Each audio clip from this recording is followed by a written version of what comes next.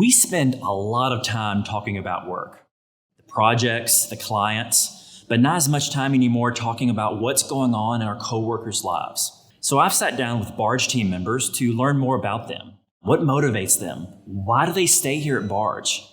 I spoke recently to Aaron Gupton in marketing, who shares about growing up in Knoxville and going to school at Lipscomb University. But then we talk about her passion for service and how she lives that out at Barge and abroad.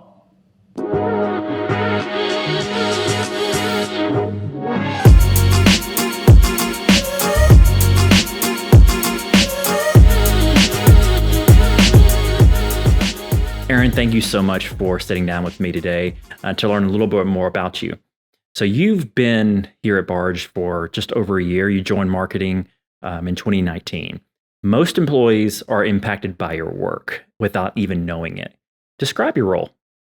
So my role here kind of has two buckets, an administrative bucket and a public relations, community relations bucket.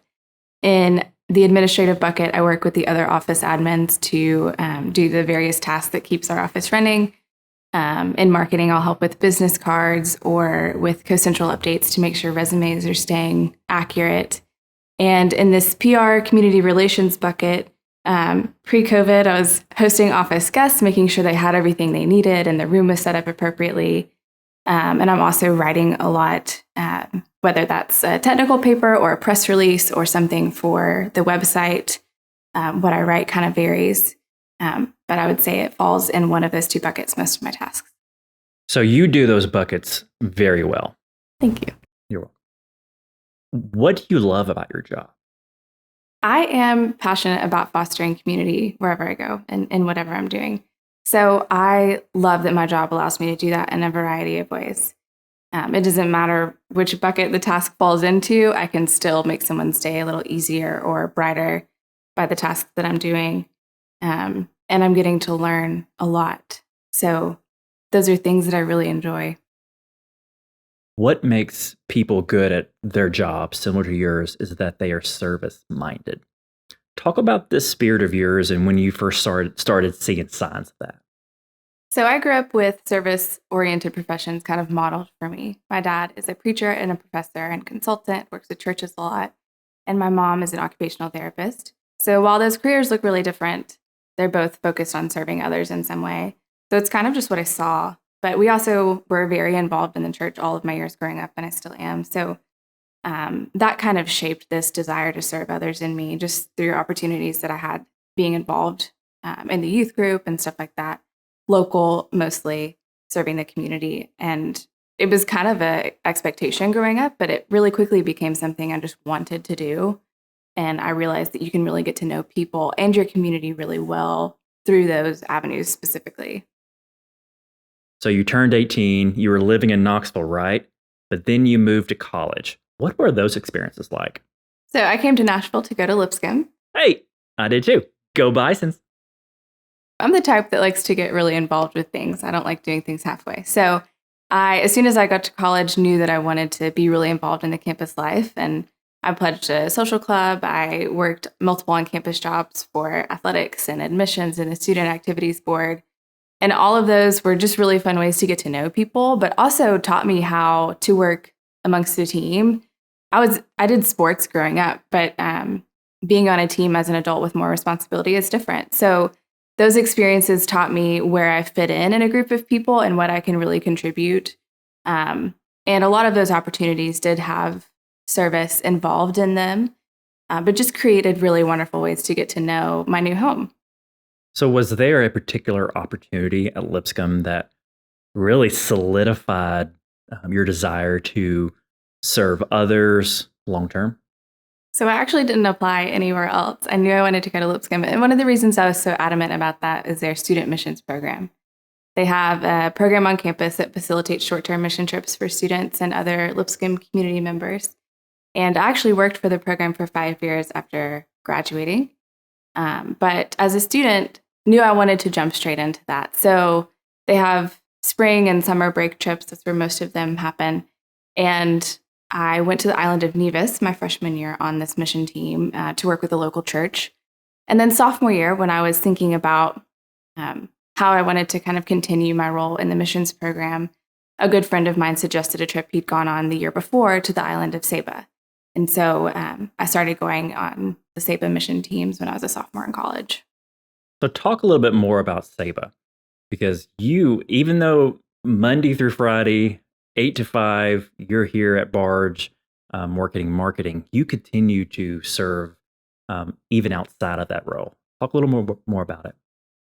So Saba is a 5 square mile island in the Caribbean. It's less than 2,000 people. So it's not very well known, but it's surrounded by a lot of other islands that are. And the trips that we take there are twice a year, once in March, once in July. They're both very relational. So the whole premise of the trip is really just to be a friend, to become a community member and minister through that open door. So the trips encourage kind of coming back year after year, just naturally.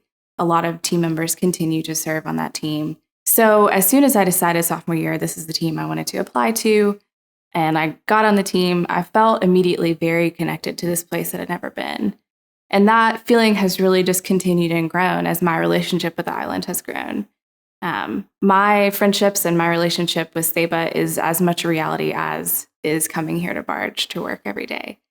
I consider them just part of my community now. This is a day-to-day thing. So the trips while we're working in the school or planning an event for the community or hosting a game night for families or anything like that, it's all centered around how can I become a genuine part of your life and have that mutual relationship and trust and continue that for years to come. So Saba is a community of yours. You've taken multiple trips to the island over several years, and you've made an impact. How has Saba impacted your life? What has Saba taught you? In the 10 years that I've gone to Saba, it would be impossible to define all that it's taught me. I think what it all boils down to is intentional investment, which is something that I try to continue in the rest of my life. But Saba has really taught me how I can do that. Going as a student, it started with how can I be a good member of this team? How can I contribute and use my skills as a relational person to invest in this effort? As I've become a co-leader and gone on my own a handful of times, it's become how can I intentionally invest as an adult? How can I continue to be a part of this community even when I'm a few thousand miles away? So it's taught me a lot about relationships, a lot about intentional investment and taking the time to get to know people and to be vulnerable yourself. It's taught me a lot about leadership too. Guiding a team of college students through this experience is a blast. It is so much fun. They're in a really formative time in their life and asking all these big questions. An experience like this will bring those out. And what I've seen is that it's really good for me to ask those same questions over and over again. The question can remain the same and you can learn a completely new lesson. So getting to do that with these college students has become such a joy in my life because I feel like I continually get to know Saba better and myself and how we can work together to show up in this world and serve each other. So we're friends on Facebook, Instagram, and what you do that I love so much is that you document your experiences on the island and you bring it back. You bring it back in part to continue the support of others who are making the trip to the island a reality for you. But you also bring it back to kind of just have like a scrapbook of your memories there.